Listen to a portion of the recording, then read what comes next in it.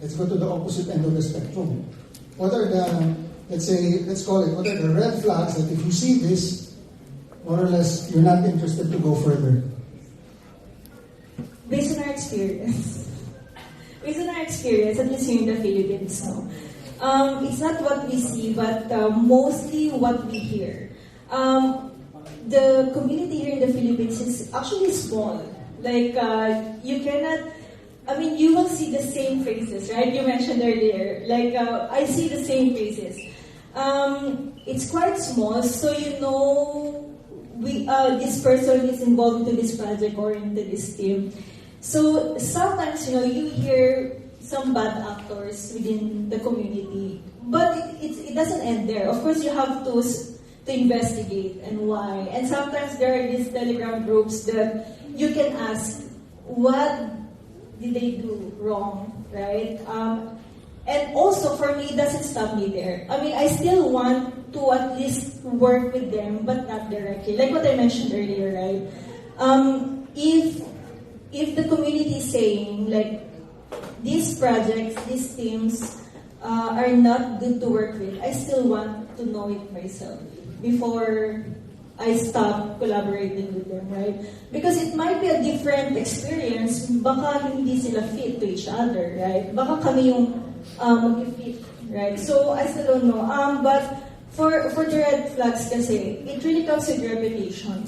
So, if you keep hearing things, baka totoo yun. Maybe it's true, right? So, you have to investigate more, but I trust the community so much, especially for the specific leaders in their teams or in some organizations. Like I trust what they say, and it's just at the end of the day, it's on me how I would work with them eventually. Because again, the community is very small. Eventually, makikita kami.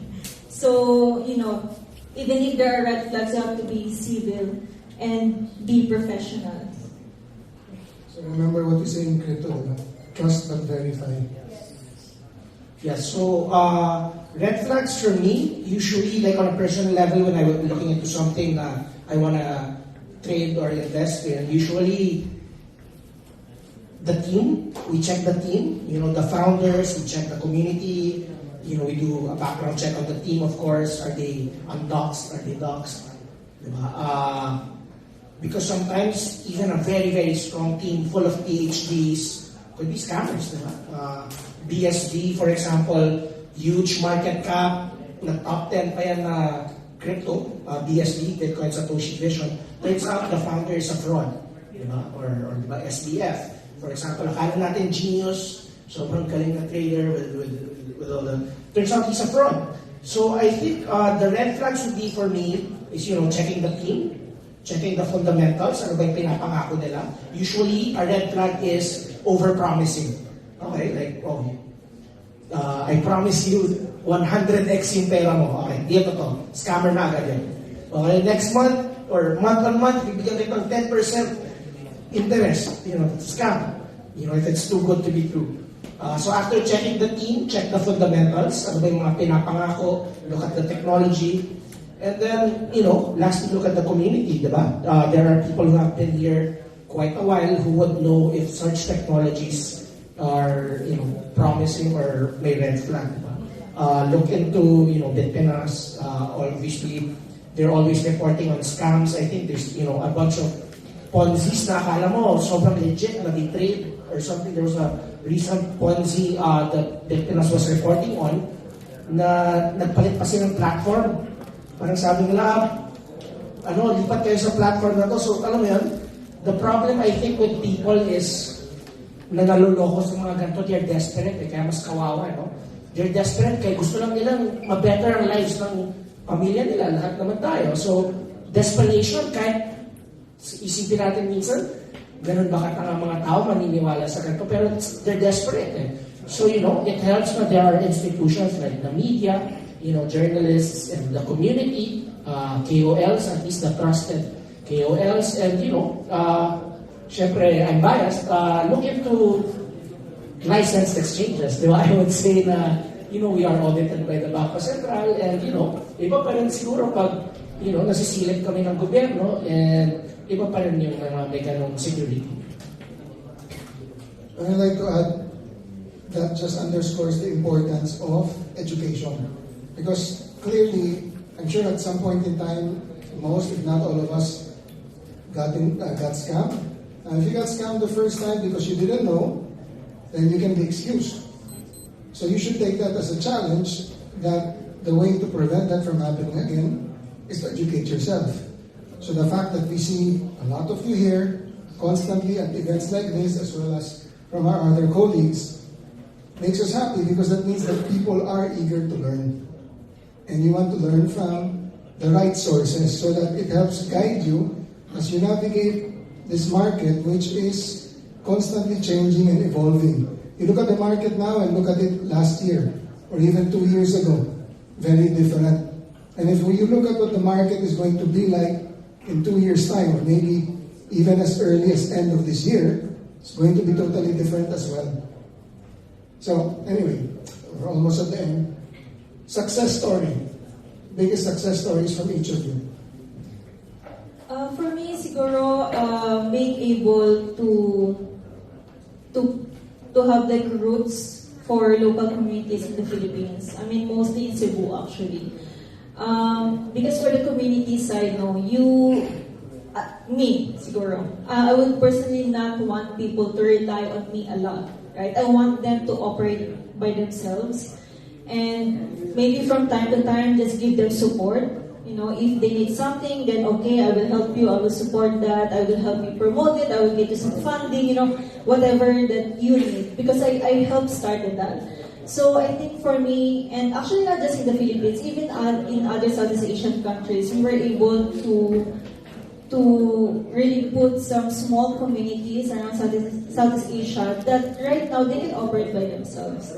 And if they need something, then that's when I will come in. But I like the fact that these communities are not relying so much on the entities, on the big entities of Polkadot. And they will just be, just interested in doing any kind of initiatives that they want to do. As long as it will always be under the values of Polkadot, right? And that they will not ruin the name of Polkadot or, partner with bad actors. We were always there, and I'm proud to say, also, siguro one main example would be in university in Cebu. We have there the Polkadot Club inside the university, right? So it feels so good that you started that you sparked their interest. And right now, what I'm providing na lang would be the content, the technical content that they can use within the university, right? So it starts with that, and now with the computer engineering students, IT students, they have their own organizations around the universities in Cebu, and it distributes around them. So right now we're still doing it slowly, but investing in local smaller communities would really help. But it takes a lot of time. It didn't happen for 1 month. It took me 3 years to do that to a lot of places within Southeast Asia, and I'm happy to have at least one in Cebu, right? Who are still, very interested doing whatever they want to do. So, big success, I think, for PDAX, even before I joined, is really getting into tokenized assets very early. Right now, we all know tokenized assets or RWA, real-world assets. Sobrang buzzword siya. But, PDAX has been doing it since 2017. Our founder, Michelle, really worked with the Bureau of Treasury to be able to offer government bonds on the blockchain, which is now partnered with GCash, being able to sell it in G-bonds. So yung nakikita niyo pong G-bonds or government bonds online na digital, blockchain po yan. No? That's a real-world asset that's tokenized. And right now, we're also offering tokenized gold already in partnership with Tether. For as low as 500 pesos, makaka-invest na sa spot price ng gold ng any Filipino. Di ka na bibili ng alahas or ng bullion or ng bars. And that's a big deal. No? We're democratizing access. Hopefully soon, regulators and legislators would accept tokenization more and more assets will become on-chain. I think the biggest success ng PGAS, which I admire the most in our organization and our leadership, is just having that, forward thinking. 2017 pa lang, na-envision na nila yung tokenized assets. And ngayong naging buzzword na siya, may na-build na kaming relationships with the government na, may proof of concept na tayo na sana ma-embrace pa ng more and more people in the government. Thank you.